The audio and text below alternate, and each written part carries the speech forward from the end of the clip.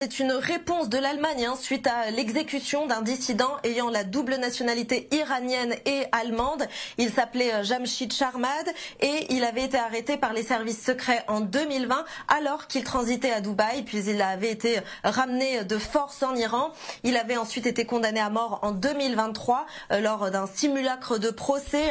Il était accusé par Téhéran d'être impliqué dans un attentat qui avait eu lieu à Shiraz en 2008 et qui avait fait 14 morts. Jamshid Sharmad a toujours clamé son innocence et l'Allemagne n'avait eu de cesse d'œuvrer pour son cas. La ministre des Affaires étrangères, Annalena Baerbock, avait prévenu à plusieurs reprises, je cite, que l'exécution d'un ressortissant allemand aurait de graves conséquences. Et de fait, dès le lendemain de l'exécution de Jamshid Sharmad, le ministère des Affaires étrangères allemand a convoqué le chargé d'affaires iranien et puis a rappelé aussi son ambassadeur en poste à Téhéran.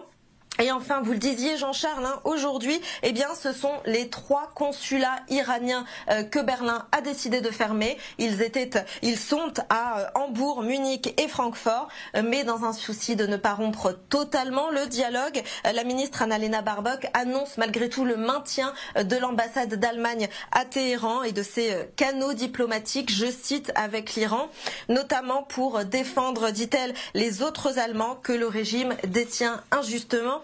Au moins une autre irano-allemande se trouve actuellement dans les geôles de Téhéran. Il s'agit de Naïd Tagavi, une militante pour les droits humains.